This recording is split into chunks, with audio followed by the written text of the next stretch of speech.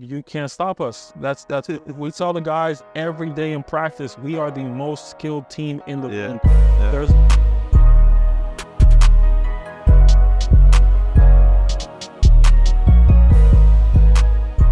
It's your boy Pluto. I'm here with the SerpShow, sponsored by Houston Clinic.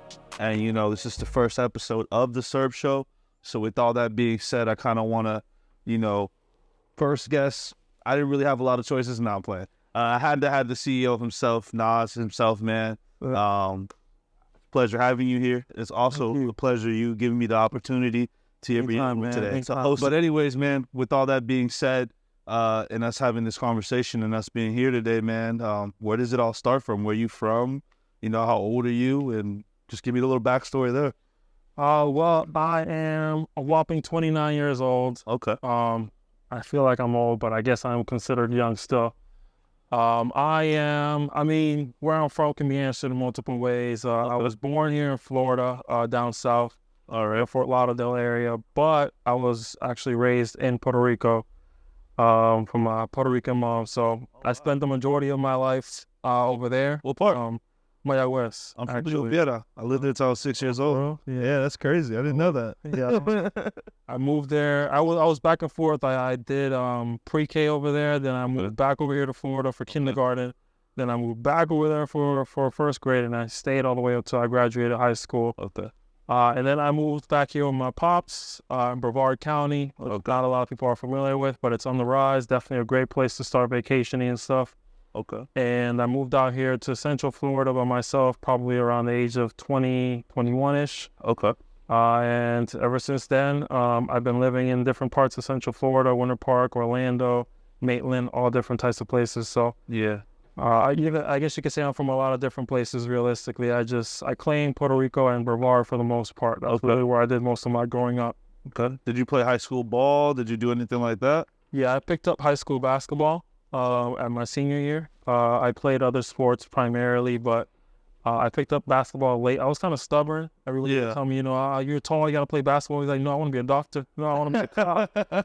So I was a stubborn kid. I picked it up late. I finally realized, I like this. This is kind of fun. Yeah.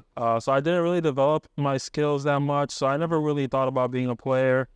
Then I pursued my psychology degree, believe it or not. Yeah, we talked about that on media day, like someone who is, intrigued with the mind, because when you do psychology, I feel like you're doing a lot of you want to know who someone is before you get to really know them in a way. Yep.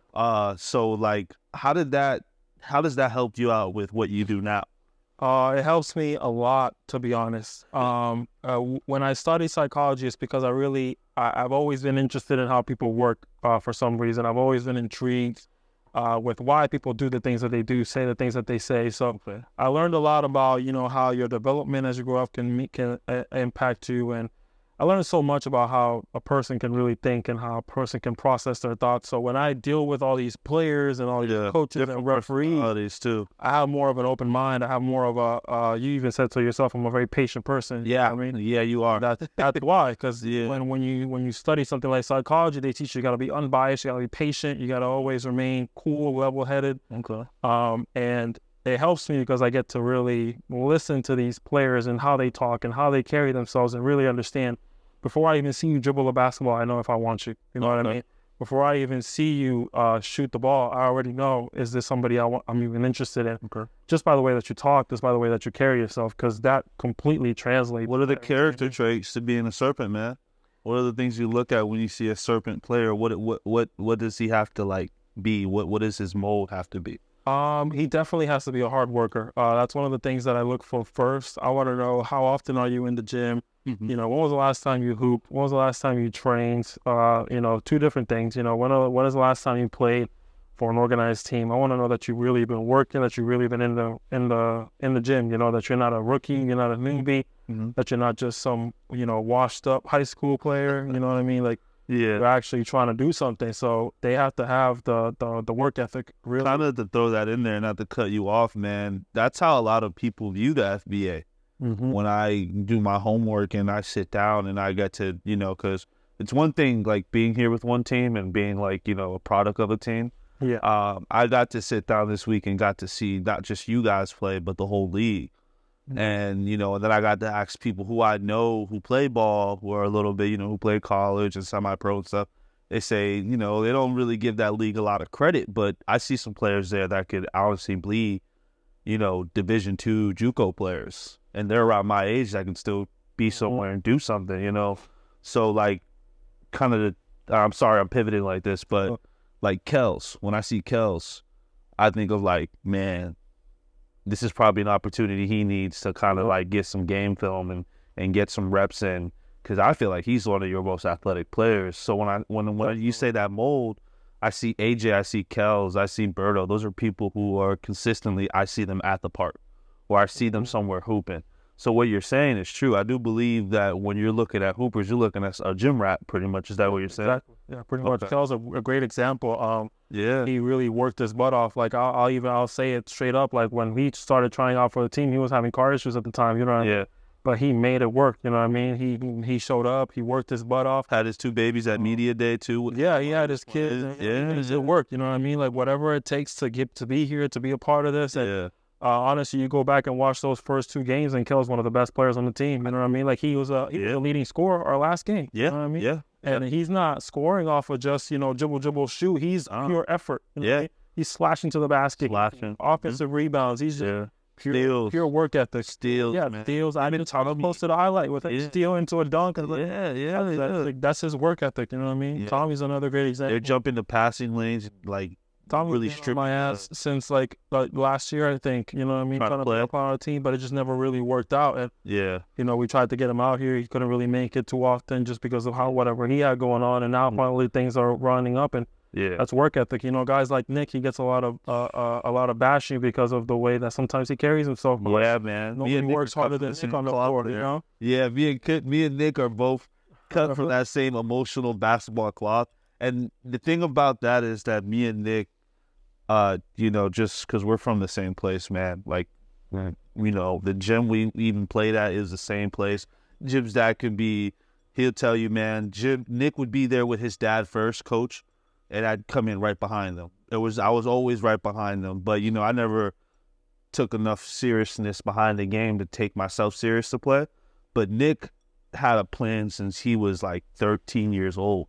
He wanted to play basketball somewhere. He made it happen. Like, everybody in the county was like, yo, Nick's this kind of guy or is that kind of guy going to school that no one really liked him at. And he still ended up getting a scholarship to play somewhere Division II. And then even there, like if you hear his story there, you probably heard his story there. He didn't even get the best opportunities there. And I feel like sometimes even here on the team here, I'll be honest with you as well, I feel like he doesn't get the best opportunity. But he's one of those people who, like, I feel like he has to be on the court to you can see what he can do. Division II is a big deal. He worked his butt off to get there, you know what I mean? Just like he's working his butt off to get the minutes that he gets. We have a deep point guard lineup. Yeah, he has to do. And he's on the court consistently every game because he works his ass off. So those type of players are the players that we look for consistently. It's those players that are going to work hard and give it their all, you know. Our MVP last year was the hardest working player on the team, you know. He's the definition of a gym rat. You would have seen Berto in like 9th grade, bro. He didn't see this thing get on my tail. But if you would have seen Berto, I would have never seen. You gotta understand, like, Berto's dad. You know Berto's dad, right? You got a good, like, Berto's dad is what Berto started to embody, right, as a man, and I see that now. He was a little bit of a, I would say, a player that can beat himself up mentally, but he learned how to use like clutch shots. Yeah, he learned how to let that become like his place where he likes to go now. Like that clutch. Even in the game when you guys were playing, like towards that third quarter, he started hitting big shots. Yeah. But he got hurt. And then that's another thing. Reek got hurt. So it was just like a combination of people getting hurt, and then on top of that, rotations weren't as fluid as they were before. But I think that has to do with, like I said, injury, and also you guys got a whole new roster there. Yeah. Like you guys have about 4 or 5 rookies right now? Yeah. Oh, yeah. And then another big guy that I still haven't even met yet, the big guy with the red shirt. He'll be here soon. Yeah. So you guys are definitely a different team than you were last year for sure. But kind of let's go back to the time machine, right? Can you remember the first time you like touched the basketball, or do you remember the first player that was like really like, you know, oh yeah, this is dope. Like the way he thinks this through is like I love this player? Do you have a player that? Yeah, I don't really remember the first time I touched the basketball. To be honest, I could tell you it was definitely my senior year. I used to do these after school programs because I never wanted to go home. I just wanted to be out and about in the mix. You know what I mean? Yeah. I did this after school program at the local police department, and they had a hoop back there, and they used to always play basketball, or whatever. Yeah. So that's probably where I really started to fall in love with playing basketball, even though I was trash. I'm not all that good now either, but regardless, I think that's probably around the time that I first picked up a basketball. Yeah. The first player that really wowed me, I would have to say, I feel like it's everybody's answer these days, is Kobe. Like, I just feel like if we're gonna talk about how somebody used the game, how somebody, was themselves to the game. Yeah, that was 6 years. It's crazy. It's similar, you know what I mean? You got that dog in them, It's like they live and breathe basketball. It's like their only goal is to be the best basketball player they can possibly be. Yeah. Everything else comes second, to be able to do that and still be a phenomenal family man, still be a phenomenal businessman, I think those are guys like that. Yeah, exactly. R.I.P. Kobe, R.I.P. Gigi too. But yeah, for sure. It's that mentality that really gravitated me towards Kobe and the Lakers, and now I'm a Lakers fan to this day. That's crazy. All because of Kobe. That's crazy because I wasn't a Laker. You remember them like Laker. Sit down, dude. Y'all don't know if you remember those Laker like the Kobe puppet games with LeBron. Remember the puppets? Yeah. I was a LeBron fan, so I didn't appreciate Kobe until after he retired. I appreciated Kobe's mind. Like, I appreciated like the details he would do on the players. Like, he did one on Jason Tatum and broke down why Jason Tatum can't score on a certain side or something like that. Yeah. Like, that's the Kobe I like. Like, the player, I mean, he was a great player. But, man, I tell you, LeBron, to me, is my GOAT, obviously. But Kobe was just, he was like one of those people when LeBron played him, I was like, yeah, this is the only guy I know who can really, like, give anybody the work. So when you say, like, that, I could see why you would say that. Because I have a best friend who's the same way, too. He's like, Kobe. But, man, I am really, Kobe was the first player ever to do skill development as a player. Like, prior to that, there wasn't a lot of NBA players really getting a bigger bag of offense. They kind of just got better at what they were good at, right? So it's just cool to know that that's your favorite player. My next question, man, we can kind of get into a little bit of the new stuff, kind of go back and forth if you want to. But this is, I didn't even ask you. I remember I messaged you the other day on your the certain media page you have. Reek leaving. Yeah, sad to see him go. But I mean, Reek, he hit me up that same day. He hit me up early in the morning, let me know that he's not gonna come back, that he wants to be released. His words were that he didn't feel like it was the right fit for him. And I think you can take that in many ways, but he felt uncomfortable. He said him and his people, his weapons. He has an agent. He has family that he looks out for feedback and stuff. And the consensus was that he looked uncomfortable out there. And he felt like he wasn't the fit or the right fit for us. He felt like he wasn't really a good fit. So I can see what you're talking about and then what he's talking about. And it's a difficult addition to make because he's a ball-dominant player. So when you add a ball-dominant player to a team of ball-dominant players, guards, you guys are guards. Berto, AJ, like they're guys who are going to need the ball. Volume shooters too. Volume shooters. So you incorporate a guy who was the man in every team he's ever played for. Realistically, the first thought when I told the coaches yes on Reek, because they're always going to come to me and ask me about these players. I told them yes because we were going to lose Anthony Rice, and that was a defensive player of the year caliber guy. So we figured, okay, if we're going to lose our defensive player of the year caliber guy, then let's replace him with the defensive player of the year. You know what I mean? That was my logic. And he did exactly that. He was blocking shots left and right. I think he was averaging like at least 5 blocks per game during the preseason. He used to get up so high to block shots. And always pinning people like LeBron, you know what I mean? Bro, at the top of the box. Yeah, on the fast breaks and everything. So that was my original thought, right? To add something like that. And of course, I knew how good he was. But I will say I don't think we thought it through completely. And I think on both ends, him and our end, we didn't think it through, like, how is this going to work 100%? And it's the same thing in the NBA. You can't just throw in a superstar caliber guy. It's got to be a good fit. So I believe he's going back to the Crocs. I think the talent that they have over there is missing the guy to be the one, and he can go back again and be Crocs the are one. FBVA? Yeah, the Crocs are in the FBA. Wow. Okay. They won the 2021 championship actually. Who won it last year? The Lambs won it last year. Yeah. Okay. How many teams are in FBA? This year there's only 5. Only 5. Last year there was 6, but a team dropped off. Wow. Okay. So how many times do you guys play the same teams? We play every team twice. Okay. So 8 games. Oh, 8 games. All right. So we played 2 so far. So what? We have 3 more weeks, or are we just doing 1 week after this? No, it's the schedule's all over the place. So we have our next game isn't until April 27th. So wow. Yeah. We're going to try our best to fit in an exhibition game. But honestly, after starting the season 0-2, we might just get in the gym and work our asses off. Yeah, man. We don't need to be playing against nobody. We need to figure this out. You know what I mean? Like, we went to the finals last year. We're going to start this year 0-2. So, yeah.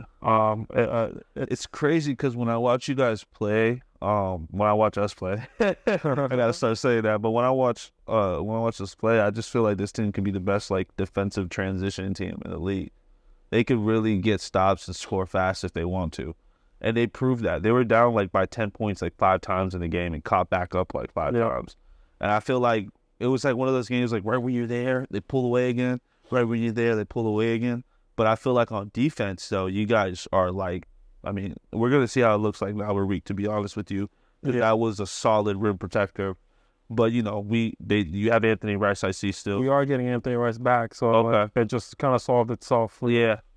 Kind of just traded the same player. It's about finding balance, really, because we have a lot of guys that are quick and good in transition, but then we also have guys that are best in the half-court situation. Like Berto was at his best when he's in a half-court situation. Jermaine, one of our leading scorers last year, he's one of the best post-up players in the league. So it's about finding that balance, and we just talked to the coaches recently about how we're going to get that balance back. But I think the problem just solved itself. I'm not saying Reek is a problem. Really, I love Reek. He did a great job for us. But I think, you know, having players we're going to go back to who we were, you know what I mean? Yeah. And now it's everybody's going to get the shots they're expected to get. You know what I mean? James is going to go back to shooting the shots that he wanted to shoot. Yeah. Berto's going to go back to shooting the shots. And when Berto's shooting the shots he wants to shoot, he gets MVP. That's what happens. Yeah, that's one thing I see about Berto. Berto was trying to evolve everybody. And I think while he was doing that, even the game I watched you guys play, that preseason game, he lost himself while trying to figure everybody else's, like, trying to figure it out for everybody else. I feel like Berto became a little tentative, and there were shots where he takes usually that he didn't take because he felt like he felt that he was taken away from like Reek or, you know, whoever was on the floor who hasn't got their shots up, because we have a lot of 3-point shooters. That's another thing that I see there, that we have a lot of 3-point shooters between Berto, Lindsay, Turbo. You can throw in what's his name? Locks on our team? Yeah, Locks, long Locks. Oh, Beans. Bro, Beans is J.R. Smith of the team, bro. Y'all sleep on Beans. Beans is my go-to, bro. Bro, Beans Beans is why we beat the Royals that first preseason. Yeah, they had a game plan for Berto. Yeah, and they tried to game plan for Reek. They could not think about Beans. You know what I mean? Like, he had 40. Shot a 3 that last game, and it was like 3 feet behind the 3-point line. I was like, Beans is a sniper. Like, he only shot like 3 threes. He made like one of them, but I was impressed. I was like, Beans. That's one player, like, when I was looking at it, I feel like he should have got a little bit more playing time. And I'm not saying that because, you know, Coach has what Coach has to do. You know what I'm saying? Yeah. And they were kind of small, too. Like, but when their big men get out the game, they were a pretty small team. So I get what he was trying. He was just trying to run with them. But, man, when Beans gets his opportunities, I feel like he does not really, like, ever. He's ready for the moment every time. You know what I'm saying? And that's a group of guys that I always advocate for. And the coaches probably get annoyed with me because I'm always throwing the same names in their face. Yeah. Hey, Beans is one of them. Beans is one of the guys that I feel like she just does everything you need somebody to do to win a game. Yeah. And you never know when he's going to hit you for 25, 30. Bro, J.R. He's capable of it. Yeah. He's got that J.R. Smith game, I'm telling you. The next one, trying to keep it on Reek, you know, because we were talking about that. But there was an Instagram issue, and we were talking before we even did it. You wanted to bring it up. I was like, let's do it. And then, you know, we're going to talk about it. What happened with AJ and Reek on Instagram? So don't believe everything you see on social media. All right, Reek, if you watch this, I hope you do, man. We love you. There's no beef here, but you know, AJ's a passionate player. You know, yeah, he wears his heart on his sleeve, like they say. You know, he wears the basketball on his sleeve. You know, it's AJ sees it as, if you're not with us, you're against us. So as soon as Reek left, it's that passion comes out of him. So, AJ, he said his stuff, Reek responded, and it was a little back and forth, but at the end of the day, I don't want it to be perceived as like we have beef with Reek. Like he came to us respectfully, professionally. Even he talked to the players individually. Everybody understood his decision. Nobody holds anything against him. He just needs to understand next time we see him, we're gonna bust his ass. But other than that's what I like to hear. That's what I like to hear. Man, it's love. People saw that. People DM'd us. Asking the coaches, asking the players, what's AJ talking about? I was like, it's whatever. It's just two passionate players going back and forth. You know what I mean? When we see each other, they gonna solve it on the court. AJ's another guy I've known since he was younger. He's always been that kind of dude, like just real hard nosed. He's a hard nosed guy, man. Like AJ got that Gilbert Arenas game too, like where he's just going straight to the rim. But that's one thing about AJ. AJ's like, if you know AJ, you can know like loyalty is everything to him. Like he loves like people who like are gonna have his back. Even like the friends he's had, he's lost a lot. Pretty sure he's lost a lot of friends that way too, just off him being like, super loyal. So I get where he's coming from, and I hope he could just bottle that up and use that same energy to get on the court and beat the Crocs if he goes back to the Crocs. We don't know what he's doing, but wherever he goes, whatever he does. He is going to the Crocs. So we got to bust him, regardless. Yeah, everything happens same day. Text me, text the coaches, text the group chat, boom, sign with the Crocs. That's crazy. This was premeditated. All right, so the talking about rivalries, man. The Royal rivalry, and then, I'm going to ask you about the Royal rivalry first. Why do you think that was so intense? And I know Reek had a big part to play with it. You told me about, him and a couple of another player that he kind of went at it with. But why do you think it's always so competitive between you guys two? So that is true. I'd say this specific year, Reek definitely had a big part of it because they talk trash. Reek's a quiet guy, so he's not going to really start nothing unless you start with him. So they started with him. He fought back. That's really where it was. But honestly, even since last year, we've always had some sort of animosity with the Royals. Yeah. And I think it's because, it's like we're fighting to see who's the bad boys of the league, Yeah. Because you look at the players that we have, it's gritty, you know what I mean? Like, we're going to get in your face, we're going to talk trash, and then the Royals, they play the same style. It's gritty, it's in your face, it's physical, it's aggressive, you know what I mean? Like, it's going to be a lot of, so I don't think we've ever had a game with the Royals where two players didn't go head to head with each other, you know what I mean? Like, face to face, about to get into it. Yeah. And so that favorite ball. That intensity just boils over into a lot of, quote unquote rivalry. So I think just because of the personalities that they have on their side of the court, the personalities that we have, it's always just going to be a game that's just a lot of not just basketball, a lot of. What's the record between y'all two? Have y'all beat 3-3? Oh, so y'all are tied up. All the times we've played, so they beat us the first time we ever played an organized game at the RP Funding Center. Okay. The old home of the what did they used to call themselves? I think was it the Lakeland Magic? I know what you're talking about. Yeah. They used to call it Lakeland. It's over there in Maitland, right? Yeah. Lakeland. Yeah. The Magic's cheerleading team. They just moved over to Osceola. So we played them over there. They invited us to a little preseason tournament. We beat some team. Honestly, I'm sorry, but I don't remember what team it was. I just know we beat them. And then we played the Royals in the championship. So we felt cheated. That was a lot of animosity there. The referees seemed to be blowing their whistle a lot in favor of the Royals. And there was a couple of things that happened towards the end. So that's where it all started. They beat us there. Then go into the regular season. We played them twice. We beat them twice. Yeah. So now we're up 2-1 against them. You know what I mean? Yeah. Then we go into the preseason. That was a good game. I was there for that preseason game. It was crazy. And we beat them again, so now we're up 3-1. You know what I mean? So now we talking all our trash, so y'all talking all of this stuff, you know what I mean? But then comes the Bandits tournament in Daytona. They beat us, There was a little bit of an exchange between Jays and one of their players. I believe one of their players to the ball. I don't know the full story. Are Bandits FBA? Bandits they are FBA, but they're not playing this season. They're warming up for next season. So every FBA team takes a year to get acquainted with everything so they can run their team the right way and make sure they're ready to go. Yeah. But they beat us there in Daytona. Then the record's 3-2, and now they beat us for the season opener.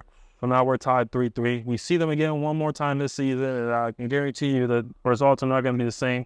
And we're going back to playing Serpents basketball, and when we play Serpents basketball last year, Serpents basketball to you? What was the Serpents basketball is like you can't stop us. That's it. We tell the guys every day in practice we are the most skilled team in the league. Yeah. There's no team that can hit us from top to bottom. Last year we had 5 all FBA players. 5. That's it. I'm almost positive that's a record. Now I might have to take my time to figure it out if it is or if it's not. Yeah. But I'm almost positive that's a record. You know what I mean? So we are the most talented team in the league. Back to Serpents basketball, but we have a new signing, right? And I'm gonna let you do the name and the background of the guy. And it's funny how he came to the team. So kind of get a little backstory on that. Let me know how that's going and who it is and what position he plays. Yeah, just today we announced the signing of Chance McSpadden. Hopefully I'm not butchering his last name. He's actually a former starting point guard for the University of Central Florida. So he has high-level experience. He's been with us for a while. He's been coming to practice. If you guys tuned into the live streams, if not, go ahead and do that now. But you can see him on the bench coaching up the guys. Yeah. He was injured, so he couldn't join us to start the season, but he's good to go now. Funny enough, he came because of Reek. Yeah. Well, not necessarily because of Reek. Let me not say that, but he knows Reek. Like, they played ball together for a long time. Okay. So that was one of Reek's highlights. Like, he was happy to see that we were about to bring on this guy that he was comfortable with. That he was, you know, and I wish he would have seen it through. See if maybe that new addition would have really helped him become more comfortable with the team and help him fit in a little more. But Chance is a great player, elite experience, you know, at a Division I level. That's something that's hard to find at this level of basketball, you know. Big time. If you would have seen it, I wish we could find some recordings of his speeches during the halftime at the Kia Center, because, man, he's well-spoken, motivational. He knows how to buckle down and, like, let's take this seriously, let's win this game, you know. Is he like a coach on the court, you would say? Like, Yeah, for sure. He's always telling the coaches what he sees. He's always giving recommendation, what play to run, what to do here, what to do there, what subs he thinks are good or not. Wow. Respectful, you know what I mean? He's never going to tell the coach they're wrong. He's just going to provide his opinion, and he's going to move on, you know what I mean? You take it or you don't. He's going to move on. Wow. He's a professional, and I think that's really what he brings to the table. At the end of the day, he's a playmaker. He's a knockdown shooter. Yeah. He's a hooper, so he's going to make us better regardless. But it's the mental thing that I feel like is going to make us better. So Chance McSpadden, 6'4" guard from UCF. 6'4", that's a big boy. 6'4" point guard. Big boy. 6'4" point guard. Ball vibes. High school phenom. I forget what high school he went to, but he was a big name in his high school, big name in his area. He actually played with my guy, Patrick Simmons. Shout out my boy, Pat. Shout out to Pat. His YouTube. I'll put his link somewhere around here, right? Please, let's do it. Follow his YouTube. But he played with my boy, Pat, from Brevard. And he probably doesn't remember Pat, but Pat remembers him because Pat was deep into the scouting reports every game. So that's dope. Chance is going to be a big-time signing. And we got another one coming, too, but he just hasn't put the pen to the paper yet. But you've seen him play already, but... Big boy? Yeah. Okay, yeah. I know you're talking about. So I kind of skipped over this. I didn't really get to ask, but you and the Royals owner are actually, you guys are in cahoots. You guys work together a lot. Yeah, we do. We definitely are. Me and Amy, she's young. You know what I mean? Just like me, she's younger than me. Wow. But she was an owner coming in young, so I always look to her for advice and look to her for, you know, what can I do to be better as an owner? What can I do to lead my team to success? So a lot of the stuff that I do and a lot of the philosophies that I follow are because of her. Wow. And Mark King as well. Shout out to Mark King because he helped me out a lot. He helps me out to this day. That's awesome. But me and Amy, we always collaborate. You know, I run the Atleta page where I do a lot of graphic designing and stuff for teams and things like that. And the Royals management. Talent scout too. The Royals are one of the teams that I work with the most. If you look at their social media page, that's all me. Not all me, but a lot of it is me. They brought on Tiffany Photography, her company. She starts doing stuff too. So that we're close, that we work together a lot. And it's crazy that our players get into it so much, but like Amy in the back end are always like, laughing probably. No, she'll talk her shit in games. Like she'll definitely. The other day she went at me. I had to coach that game because our coaches couldn't make it. I saw that. I saw you and coach. Yeah, she was going at me. On. I said something, and she was going at me. I was like, I'm gonna coach one. I'm not gonna focus on her. But yeah, when we're on the court, she's a whole different person. But off the court, it's always real competitive, friendly. It's always on the court, it's competitive. It's intense. Yeah. So this is kind of just for for the people who sponsor us. I heard you have a sponsor. I heard it from a little bit. You have a sponsorship coming up, a new one. I know you can't really reveal too much, but you did want to speak on it. Yeah, we did receive a communication from a new sponsor, which we're really hoping that falls through, or not falls through, but that works out. Yeah. We do have Houston Clinic this year. We have Chinchorro Electric this year. Okay. Courtesy of Coach Rob, actually. That's a company he works for. So that's his 9-to-5 job. But we have a new company. I don't want to say too much. I don't want to jinx it, but it's a chiropractic company in the land. Awesome. They reached out. They asked us about our sponsorship opportunities. They asked us about our needs for chiropractic. I'm going to be honest. I'm going to have to Google what chiropractors do. I would love to go. I would be the sponsor. If you guys need a commercial, I'll do it. All I know is that they crack bones, and I'm sure they offer more than that. So I have a meeting with them, or I'm trying to set up a meeting with them next week. Yeah. So hopefully that works out. Yeah. And we'll see how that goes, man. Another sponsor is going to be big time for us. Okay. Kind of just to talk about, you being an owner, right? Let me ask you some things. These are owner questions, you're right. What are some of your favorite trades you've ever seen in the NBA? Trades, yeah. You can go all the way back to however far you want to go, because I can remember. Trades, right? Trades, yeah. Trades? Well, also, earlier we were talking about who was one of my favorite players, so I didn't mean to be misleading, but Kobe wasn't one of my favorite players. He was just one of the first players that really caught my eye because of his mentality. Okay. But I became a Lakers fan. Now, when it comes to favorite trades, one of the trades that made me happiest was my favorite player, Dwight Howard, getting traded to the Lakers, because I was a Lakers fan, and I was a Dwight Howard. He was trying to get there regardless. I remember that. Yeah, for 2 or 3 years. Yeah. For 2 or 3 years, when they stopped the Chris Paul thing, it slowed down the Dwight Howard thing, because they wanted Chris Paul for 1 year, and then they were going to go after Dwight Howard the next year, so they couldn't go after Dwight the next year. They had to wait another year. It was 16 Dash was Chris Paul's replacement, right? Yeah, that didn't work out. I love Stephen Hurting, but it was old as hell, man. He heard himself. I remember this. He got traded when he was 38 or 39, right? He heard himself putting groceries in the house. Oh my God, bro, it's crazy. But that was my favorite trade, man, because I was so happy Dwight Howard in the Lakers. But then he had the back issues. He had the back in the off season. He wasn't the same that year. He wasn't the same ever again, to be honest. And then he lost a lot of weight, because Dwight was actually more stout than he was at the end of his career. It's gonna add quickness. Yeah, which he needed to, which made him what he was to win a championship. To keep up with the league, for sure. Yeah. So, what about the Supersonics? You being a team owner, how do you feel about the Supersonics and, the NBA probably adding at least 3 more teams? So, I would love it, man. I love expansions. I think it's great for the business. Man, FBA owners, presidents, board of directors, if you're listening, we need an expansion. We need 8 to 10 teams, bro. Are there people out there trying to have their own team? Is it funded? Do they have the money for it? That's always the issue. They don't. You know what I mean? They really don't. Money's hard. I mean, shoot, we don't either. If it wasn't for these sponsors, man. But shout out to the sponsors. We work our butt. We do things like this, you know what I mean, to draw attention to these people who want their name on the limelight. But, expansions are great, man. I love the Supersonics. I don't play 2K anymore. But when I used to play 2K, I did a lot of my GM, and I will always add the Supersonics. Favorite thing to play, bro, my GM. You don't think it's mine? Come on, dude. That is literally, I remember one year, I was 2003, 2K3, and I remember I grabbed all, Melo rookie, Dwayne rookie, and I put them all in the cast together. It was hilarious. I started a little bit late into the 2K world, but my GM was my favorite thing to do, and I would always incorporate the Supersonics as an expansion. What about a Serpents online basketball team? You thought about that yet? I don't play 2K anymore, but that would be dope. I might have to go ahead and add the Serpents into the NBA. No. I'm saying an actual an online team. You have a gaming team. Yeah. Oh yeah. Thought about it? That'd be dope. I thought about everything, bro. We're going to start a women's team soon. I saw that. I want to start a football team. I've even talked to Big Man, see if he wants to be a head coach. Because I don't know if y'all know, but he actually played football for the University of Miami. Okay. So he's playing big time. That's football. Big boy, right? Who was playing? He had a really good game last game too. Yeah, 16. He shot 5 for 7 and shot 16 points. 6 for 6 on the free throw line. That shout out Big Man. That picky man on the guard, that little short ball guard. Yo, he knocked him down, bro. No. It was to do with the locks.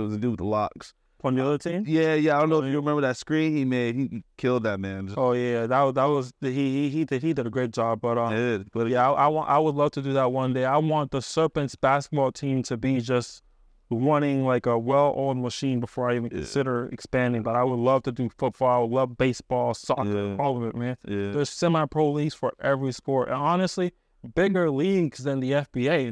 That's the FBA. The FBA is doing a phenomenal job, but there's bigger semi-pro leagues for soccer, for football. I would love to get into that kind of stuff. Yeah. So why Volusia County? Oh, man. So another thing that you guys might not know, I'm not from Volusia County. I actually don't stay anywhere near Volusia County. Where you from? I'm a few cities away from Volusia County. I stay in Maitland. Oh, you're right down the road from me. You're not too far from me. Yeah, I mean, it was a 30-minute drive, but either way. Toll roads, man. Toll roads. Yeah, I'm from Maitland. I live in Maitland. I'm from there, but I'm not from Volusia County. But when I started communicating with Mark King, he's the president or the owner of the FBA. When I started communicating with him, he would always suggest to me that I pick a city that's not necessarily common. So he would always tell me not to go for like Orlando. That's basic. That's easy. Yeah. So he suggested the land. That's what originally he suggested, and I didn't really like the land.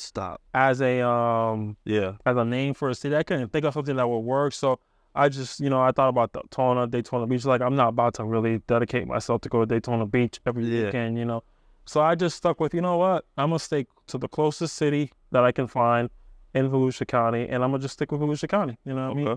That's what the FBA wanted, so I figured if that's what they want, that's going to boost my opportunity or my chances to be accepted into a league, aside from the money aspect of it. But so I ended up going with Volusia County instead, and I did my research.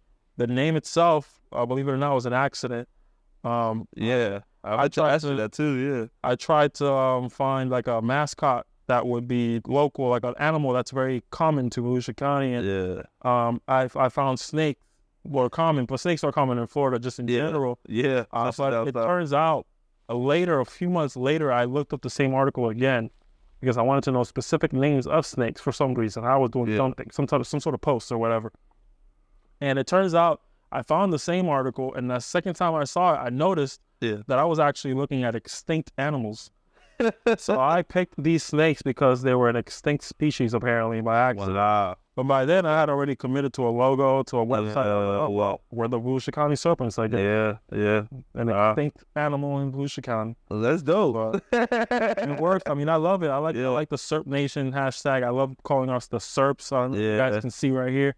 The Serps. I like it. No, I love it. When I heard it. Jersey, by the way. Shout out to, I forget who got it for us, but somebody gifted us a brand new set of jerseys. That's dope. Those were media day, right? Those were on media days? No, they did not wear those on media day. These are new. Yeah, we just got these yesterday in the mail. Wow. The guys haven't even seen, by the time this airs live, the guys had already seen it, but as of right now, the guys have not seen this yet. That's awesome, man. That's awesome. What do you expect for this year as an owner, and what did you learn last year that this year you're going to be a lot more comfortable with? Like, what is it? What is the biggest aspect before we go on stuff like that? Yeah. I mean, I know you started by saying what are my goals for this season. That's a big one. My goal rise of right now that we're 2 games in, is to win 6 games in a row. That's my biggest goal. We cannot lose anymore. We should not lose anymore. We expected to go undefeated this season, so we can't do that anymore. But we can go undefeated for the rest of the season. I'm sorry, what was the other question aside from my goal? What did you say? I know, Well, I was gonna say, what is it this year that was hard last year that was gonna be easier this year? I can't guarantee if it's gonna be easier, but I could definitely say one of my biggest focuses is I gotta remember that I'm just 29 years old. You know what I mean? Like, I'm really young. Not old. You know what I mean? Like I'm still a young guy. So I still have this demeanor about me that I'm friendly. I'm just trying to be the nice guy all the time. So I gotta remember I'm people's boss, like low key, you know what I mean? But like I know they don't look at me that way. You know what I mean? And that's on me to establish myself as that person. So I know I gotta be a better boss, a better leader, because the word boss is too much, but I gotta be a better leader to the guys. I don't know if it's gonna be easier this year, but that's my focus, is to be a better leader. Are you more vocal this year than you were last year? I feel like I am. At the same time, the program overall, just the Serpents Sports Group overall, has so much going on. Yeah, I'm not around as much as I used to. I was at every practice last year, every single practice. Yeah, doing nothing, but still there. I see you I remember when I first kind of saw you in person was like on a Sunday. I'm trash now, but I was hooping against you guys. But it was on a Sunday, so I know you're there. Like, you're there taking pictures of these guys practicing just so they can have some type of content. I'm not as there as often anymore. That's the thing. But my goal is definitely be a better leader. And I think that's gonna make the team overall better. Communicate with the guys a lot more. Let them know what I see, how I feel, and just not be lurking in the shadows all the time. I think this year it's all about being a leader, being a good influence to these guys, and we have so many opportunities to do big things. And I want to make sure that we're all on the same page at all times. So, my last question. This is going to be a funny one because I feel like out of all the players, you and Berto have a different type of relationship. In the sense of like player owner. I feel like that's your guy. I know they're all your guy though. They're all your guy. Sure. I don't want to take away from no one on that team, but like I feel like you and Berto are a little different, because I know he helps you out with the skills, training, and you kind of got him not just as a player, but kind of personnel in the organization, someone you can trust to be there every time. Yeah. So like kind of speak on Berto and how that happened. And, how he got to the team, because I've always been curious. I'm going to be honest with you. I was actually, when Berto first got to the team, I was so new to this. Yeah. I had heard Berto played overseas basketball, so I was so new to it. When I hear something like that, it's overwhelming. I was like, is somebody who played overseas really going to give a damn about a local semi-pro team? Yeah. So he came because of James, and then he knows Coach Rob, so he had a connection there with guys who were already on the team. Yeah, he did. And he came through like a couple of times. Yeah. But again, it was overwhelming for me because I'm looking at it as somebody who played professionally in Armenia. He played in. Did you feel like you had to kind of do extra for him or do? Yeah, I felt like I had to do more. So I was like, I really don't really want to waste my time. But like, I don't know why I was thinking like that because he came. Yeah. So like, why would I think like that? But that was just me being in my head. So he came through that, and eventually.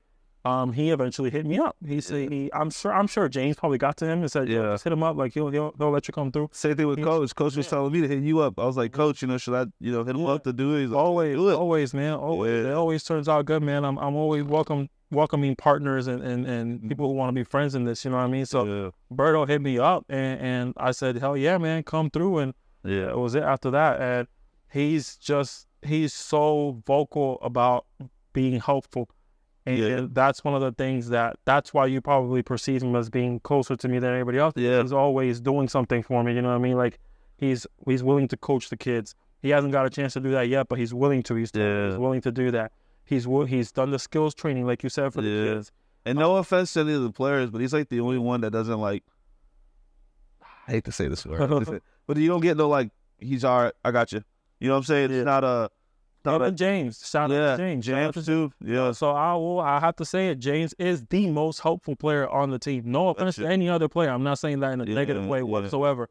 But James is by far the most helpful player. Him and Jordan are probably like equal when it comes to helpful. James, the difference between Berto and James is that I always go to Berto to ask for help, and he's always going to say yes. Never going to ask no questions, never nothing.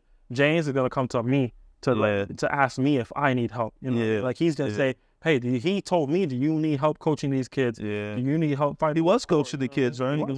He's taking a break now to focus on the season, but which is beautiful. I love that mentality. But him and Berto are the most helpful guys.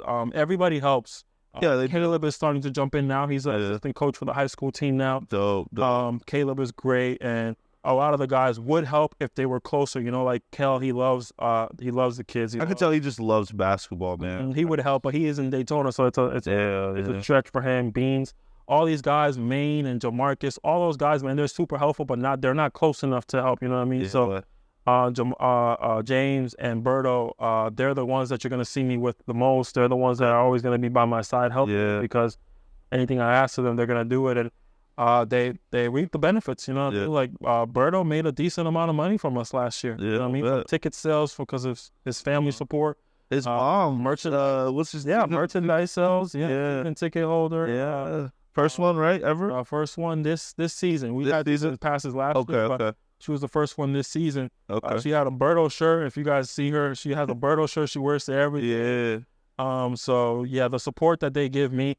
I gotta be honest, man. I wouldn't be nowhere without them. I mean, like if they weren't so willing to help me, I would crash and burn. I don't think you know what you have on your squad, and when they see this, they're gonna laugh at me. You have some West Corral like legends, and when you're from Deltona, because I'm from Deltona, I'll say it, I don't care. Tommy's from Deltona, Turbo's from Deltona, Berto's from Deltona. They're all from. they're legends in their own right of saying like we were all like really good hoopers. Like we got to play with Chad Brown. Dennis Diaz was around. I don't know if you know who that is. He played against Austin. We had some talent. Like Austin Rivers had to go through D-Land to go to the state championship. You get what I'm saying? So we've been like you got some players, man. Even Tevin being around. Shout out to Tevin. Like, you know, he's around. He's not even like a part of the organization 100%. But like, you know, Devin himself, you have some like legends when you don't know it yet because, you know, I don't say this to disrespect you. I say it more because, you know, you haven't been around Volusia County a lot, but you have like some people that have a lot of respect in the community when it comes to basketball. And that's one thing, like having Devin still on that coaching, you know, assistants coaching, he's like one of the smartest people. When you get to talking about basketball to Devin, he's really smart. Another person is Coach. Like, Coach is like the godfather. He's like our Pat Riley in Deltona. But no, for them, I wouldn't be where I was, you know. Yeah, man. Like, you got some good people on your squad. I had to go with these guys, and honestly, Coach does all the recruiting. I don't sign players. I got guys on the team that were chosen by me, and I'm gonna stand by them forever. Yeah. I mean, they're gonna be on the team as long as they want to be on the team. Yeah. Because at the end of the day, I cut the checks.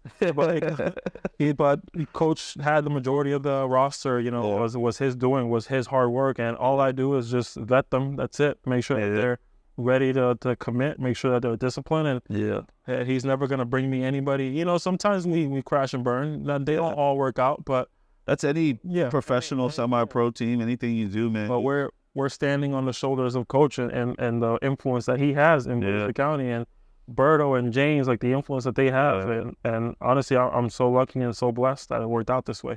Yeah, there's a couple players I know right now who should be playing with you, who play with them on Sundays, and it makes me mad. I'm not going to say their name. There's a couple guys who, you know, and that's the thing, like you were talking about it on media days, like this FBA, no offense to FBA or Mark King or anybody, but this doesn't have to be like the only spot you guys hoop at, the only league you guys are there. Yeah. If you guys can get yourself together, you guys can be in other leagues where they're kind of, I mean, I'm not trying to take money out of your pocket, but they're getting paid more, you know? And that's the thing that they got to keep in mind, man. Like, this isn't the finish line, especially if you're still trying to play basketball at a high level. You know, never give up, man. Like, you know, if this is really what you want and you're getting paid for it, you know? No, I feel you. Keep in mind, when it comes to players getting paid, it's not really about the league. It's about the team itself. So the goal is to get them there. You know what I mean? The goal is to generate enough income, enough revenue to where that money can start getting dispersed to the players. You know what I mean? Even if it's just a couple $100. And even if you age out, man, even if like you hit a Devin, like be a part of something, man. Like, you know, basketball can be a gateway to like something that you don't even know is there. Like, I'm pretty sure Devin didn't expect to be like an assistant manager or assistant coach. But look at him now. He's a whole different person than what he was last year, what he was bringing to the table last year. And, you know, it makes me happy that, you know, you gave me the opportunity to, you know, it's our first episode, but we were sitting here talking and probably had a bunch of outbreaks with Luna. But regardless, we had to have this conversation because, like, I told you, I think the first episode should be you. You were like, nah, I don't think so. You know, I don't want to see you like that kind of guy. But I'm happy that it was you. Kind of guy. Yeah, no, you're not that kind of guy. This is your team, man. This is you. You know, I'm Mark Ingram right now. Not Mark Ingram. What's his name? I don't want to be fined. I forgot his name. But regardless, man, you know, I think this was Beast Mode, my boy Marshawn Lynch. We get cooked. But you know, I think this was a really good way to start this off. I think, you know, shout out to Huntington again, you know, for the sponsorship. You know, I wouldn't be here without you. But you know, I think this was a good way to start the season off. This is a good way to kind of understand what's going to be going on this season, you know, within the player movement, within, you know, what you're expecting, what the team's expecting, what the coach expecting, you know, how it works. You know, a lot of people don't know how this works. You know, they don't know why you have a whole high school team and you have a high school junior team and you have a junior. You know, they don't get that there's levels to this, and you see it. You know, you're giving people opportunity to get it. You know, and, you know, I'm just appreciative of that. And I wish I would have been here. You would have saw me at 21. Maybe I would have been on your team. Man, I appreciate you for having me. I appreciate you for, taking the time out to do this on a weekly basis, man. I know it's a commitment, but I appreciate everybody, like I said earlier, who wants to be in this, who wants to be friends of this organization, who wants to be a part of this organization. Open doors, for sure. It doesn't matter if it's a sponsor, a podcast host, a player, a coach, man.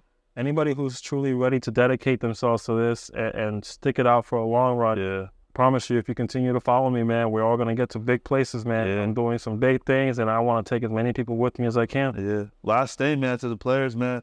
This might not be your last stop, so use this as a very good he has a platform that he's building, and I think that's the one thing that people aren't understanding. Like, you know, you're gonna lose and win games, but having somebody who's able to take pictures, videos, get free Instagram, anything you need, he gets you. Keep that in mind, man. That's you know, after like 23, 22, after college, you don't get that for free. You don't get that kind of love, that kind of like, you know, player love, you know, like, and you're big on player love. Like, you want to make them feel like they're professional athletes. Like, and that's the whole point of all this. No matter if they're playing a little bit or if they're not playing at all, you still get them their jerseys. They have their warm-ups. They have everything, you know, and they have their pictures. You got everybody pictures on picture days. Even if, you know, like I'm saying, a lot of teams, they'll just get their best players and give them, you know, that kind of love, and the rest of the people won't. Family, so everybody. Yeah, and that's the big thing. Thank you guys for, you know, tuning in today. Shout out to Houston Clinic for the sponsorship. I do appreciate it. Shout out to my guests for the first episode and many more to come. I appreciate you guys. Yes, sir. Serpents Basketball.